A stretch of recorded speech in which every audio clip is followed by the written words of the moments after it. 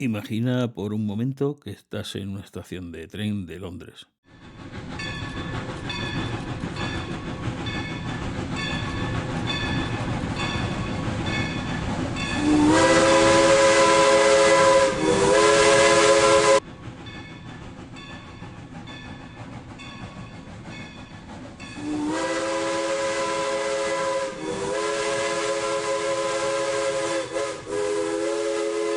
Corre el año 1935. El andén huele a carbón y a prisa. La gente lleva abrigos oscuros, sombrereras de cuero, paraguas enrollados. Y en el kiosco de la entrada, entre periódicos y chocolatinas, hay una pequeña exposición de libros. Libros delgados, con tomos de un naranja vivo, casi eléctrico. Libros que cuestan 6 peniques. Qué baratos, ¿verdad? Lo mismo que una cajetilla de cerillas de la época. Bienvenidos a una biblioteca en colores. El episodio de hoy, que de alguna forma es una continuación de nuestro último podcast que dedicamos a la Feria del Libro de Jaén. Soy Lorenzo, el almirante de la isla, y hoy vamos a hablar de Penguin Books, de cómo nació, de por qué esos libros tenían ese color tan particular y de algo que quizás no habías pensado nunca. Que aquellas cubiertas no eran solo bonitas, eran un sistema, era un lenguaje, un código que cualquier lector podía descifrar en un segundo con solo mirar el estante.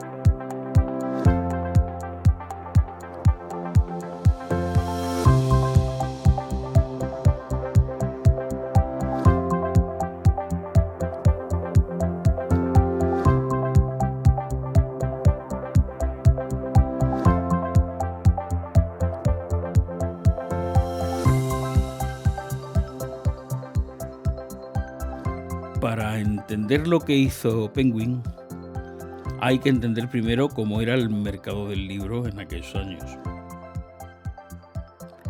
En la Inglaterra de los años 30, un libro de calidad costaba alrededor de 7 chelines y 6 peniques. Era un precio considerable y fuera del alcance de muchos lectores. Existían ediciones baratas, sí, pero tendían a ser percibidas como productos de segunda categoría.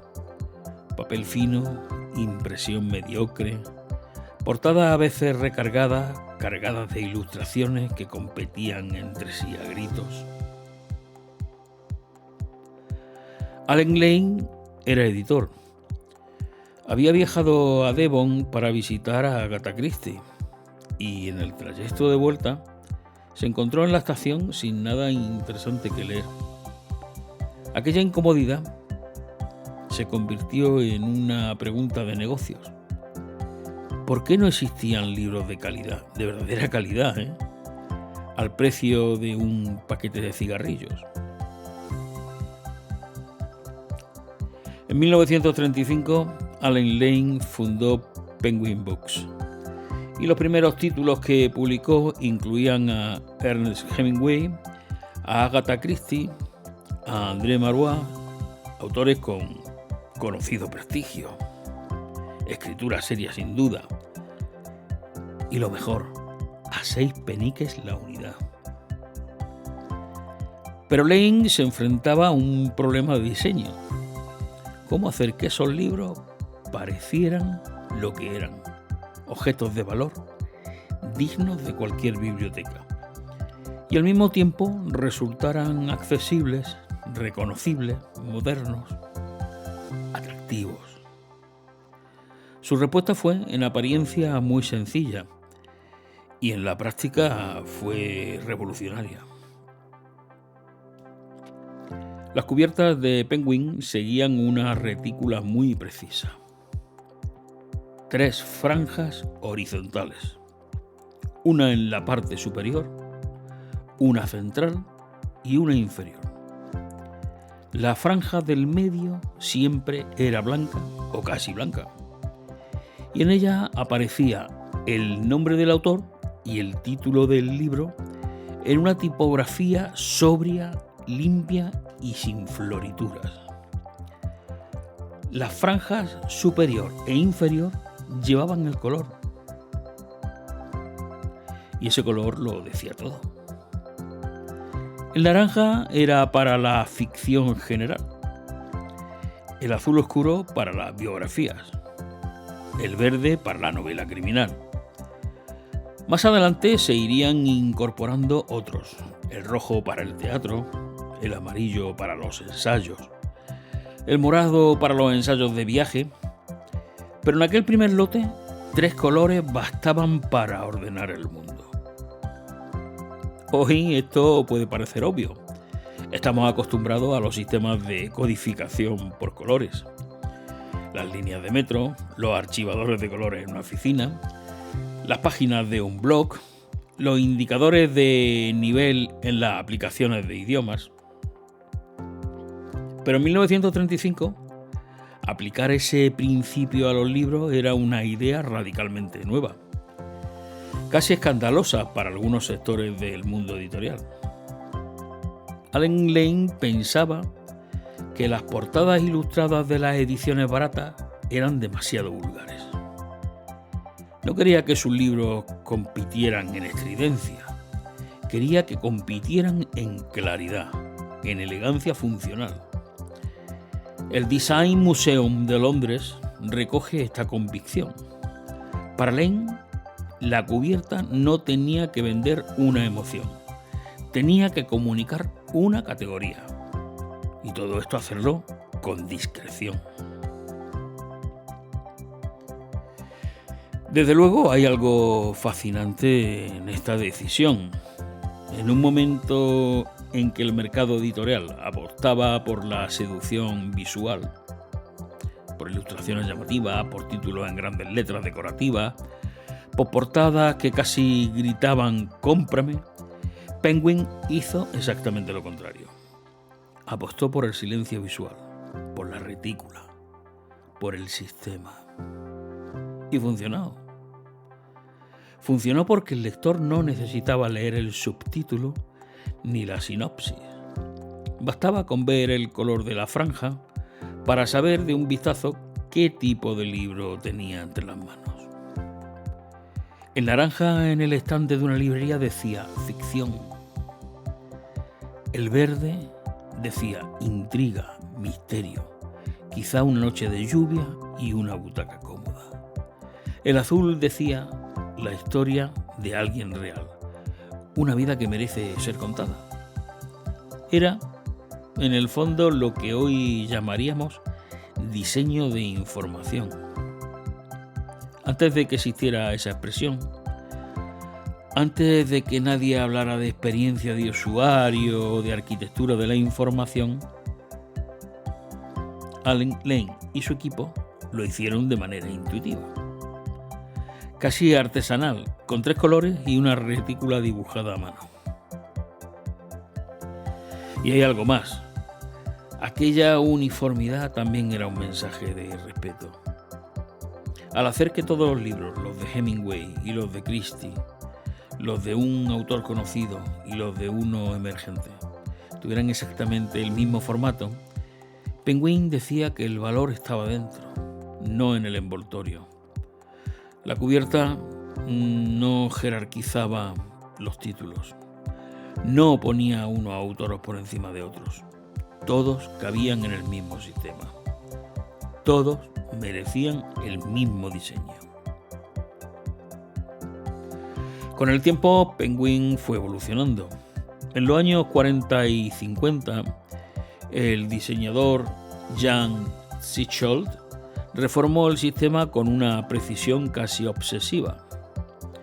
Definió márgenes exactos, tamaños de tipografía, proporciones entre los elementos. Luego vinieron otras etapas, otras líneas editoriales, otros diseñadores. Penguin Classics, con su inconfundible cubierta negra, se hizo bastante conocido.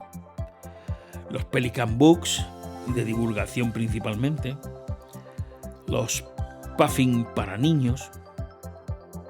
El sistema fue creciendo, ramificándose, adaptándose, pero el principio original siguió ahí, el color como idioma. Hoy, cuando cogemos un libro de Penguin, incluso uno contemporáneo con una portada ilustrada y un diseño completamente distinto al de aquellos primeros títulos, seguimos reconociendo algo.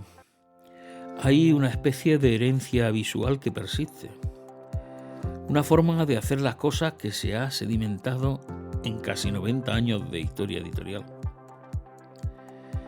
Y la próxima vez que estés en una librería y veas una cubierta de color naranja, ese naranja tan particular, cálido y seguro de sí mismo, quizás te acuerdes de una estación de tren londinense, de un editor insatisfecho con lo que había para leer y de la idea de que a veces las soluciones más elegantes son también las más simples. Un color, un género, un lector que ya sabe qué esperar.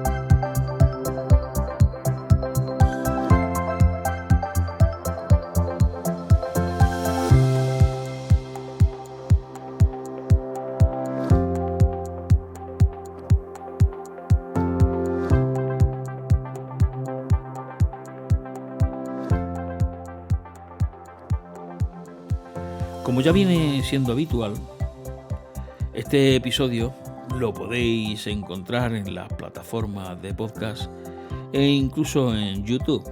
También nos podréis encontrar en Uniradio, que es la radio de nuestra Universidad de Jaén. Quisiera recordaros que intentamos que iVoox sea nuestro punto de encuentro principal.